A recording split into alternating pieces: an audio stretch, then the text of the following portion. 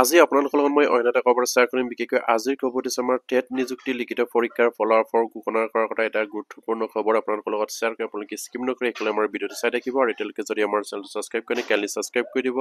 আৰু 40গৰাকী আমাৰ টেট নিযুক্তি পৰীক্ষাত লিখিত পৰীক্ষাত যিসকল আমাৰ বাই বন্ধুৱে জড়িত আছিলে তেখেতসকলে যাতে নেকি এইখিনি খবৰ পায় আপোনালোকে শ্বেয়াৰ কৰি দিব আৰু নিশ্চয় আপোনালোকে স্কিমত প্ৰত্যক্ষ কৰিছে যে স্নাতকোত্তৰ শিক্ষক নিযুক্তিৰ টেট নিযুক্তি লিখিত পৰীক্ষাৰ ফলাফল ঘোষণা বুলি ইয়াত উল্লেখ কৰিছে প্ৰত্যেক বিষয়ৰ কাট অফ মাৰ্ক প্ৰকাশ আৰু প্ৰত্যেক বিষয়ৰ কাট অফ মাৰ্ক প্ৰকাশ কৰাৰ কথা ইয়াত উল্লেখ কৰিছে আৰু সেইখিনি 30 মে টাৰ্গেট ফৰ পাব্লিছ কৰিছিলে ইয়াত কৈছিলে যে স্নাতকোত্তৰ শিক্ষক নিযুক্তিৰ বাবে অনুষ্ঠিত টেট নিযুক্তিৰ লিখিত পৰীক্ষাৰ নম্বৰ আজি মাধ্যমিক শিক্ষা সঞ্চালকালয়ৰ সংশ্লিষ্ট ৱেবছাইটৰ জৰিয়তে ঘোষণা কৰিছে আৰু স্নাতকোত্তৰ শিক্ষক পদসমূহৰ বাবে অনুষ্ঠিত কৰা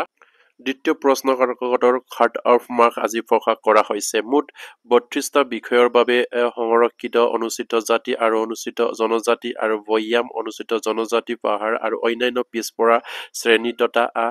MOBC আৰু বিদ্যাংগ শ্ৰেণীৰ বাবে কাট অফ মাৰ্ক প্ৰকাশ কৰা হৈছে আৰু আজিৰ ফলাফলত যোগ্য বিবেচিত প্ৰাৰ্থীসকলৰ নথিপত্ৰ পৰীক্ষণৰ বাবে মাধ্যমিক শিক্ষা সঞ্চালকালয়ৰ এডমিট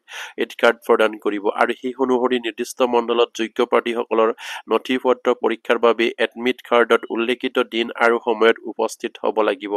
আৰু ৰাজ্যৰ চৌথা মণ্ডলৰ প্ৰাৰ্থীসকলৰ বাবে নথিপত্ৰ পৰীক্ষাৰ প্ৰক্ৰিয়া অনুষ্ঠিত হ'ব ডিব্ৰুগড় যোৰহাট কাছাৰ নগাঁও কামৰূপ মহানগৰ আৰু বঙাইগাঁও জিলাত নথি পৰীক্ষণৰ প্ৰক্ৰিয়া অনুষ্ঠিত হ'ব আৰু উল্লেখযোগ্য যে 19 জানুৱাৰী স্নাতকোত্তৰ শিক্ষকৰ বাবে দ্বিতীয় প্ৰশ্ন কাকত পৰীক্ষা ৰাজ্যৰ কেইবাটাও পৰীক্ষা কেন্দ্ৰত অনুষ্ঠিত হৈছে আৰু স্নাতকোত্তৰ শিক্ষকৰ 1487টা পদৰ বাবে লিখিত পৰীক্ষাসমূহ অনুষ্ঠিত হৈছিল আৰু এটা পদৰ বাবে কেৱল এজন প্ৰাৰ্থীয়ে এই বাছনি লাভ কৰিব আৰু ইয়াৰ সমান্তৰালভাৱে মাধ্যমিক শিক্ষা সঞ্চালকালয়ে স্নাতকোত্তৰ শিক্ষকৰ বাবে অনুষ্ঠিত কৰা প্ৰথম প্ৰশ্ন কাকতৰ ফলাফল ঘোষণা কৰিব আৰু স্নাতক পৰ্যায়ৰ সৰ্বমুঠ 8230টা পদৰ বাবে লিখিত পৰীক্ষা অনুষ্ঠিত কৰা হৈছিল খুবেই এটা গুৰুত্বপূৰ্ণ খবৰ আমাৰ যিসকল গ্ৰেজুৱেট আৰু পিএইচডিত আমাৰ টেট এক্সাম দিছিলে তেখেতসকলৰ ৰিজাল্টৰ বা তেখেতসকলৰ ইয়াত আপোনাৰ লিখিত পৰীক্ষাৰ ফলাফল ঘোষণা কৰাৰ কথা ইয়াত উল্লেখ কৰিছে আৰু যিসকল আপোনাৰ প্ৰাৰ্থী তেখেতসকলক হয়তো আপোনাৰ 1:1 ইয়াত বচা হৈছে বুলি ইয়াত উল্লেখ কৰিছে যিহেতু আপোনাৰ সেই এডমিট কাৰ্ডত তেখেতসকলৰ ভেৰিফাই কোড কৰা হ'ব প্ৰাৰ্থীসকলৰ সেইখিনি লিখা থাকিব বুলি ইয়াত উল্লেখ কৰিছে আৰু এই আপোনাৰ চৌথা মণ্ডল প্ৰাৰ্থীৰ বাবে নথিপত্ৰ প্ৰক্ৰিয়া অনুষ্ঠিত হ'ব বুলি ইয়াত উল্লেখ কৰিছে ডিব্ৰুগড় যোৰহাট কাছাৰ নগাঁও কামৰূপ নগৰ বঙাইগাঁও জিলাত নথি পৰীক্ষণৰ প্ৰক্ৰিয়া অনুষ্ঠিত হ'ব বুলি ইয়াত উল্লেখ কৰিছে খুব এটা গুৰুত্বপূৰ্ণ বিষয় আৰু 40গৰাকী আমাৰ যিসকল PG আৰু গ্ৰেজুৱেট আপোনাৰ টেট যিসকলে এক্সাম দিছিলে তেখেতসকলে যাতে নেকি এইখিনি কভাৰ হয়তো অলৰেডি পাইছে তথাপিও তেখেতসকলে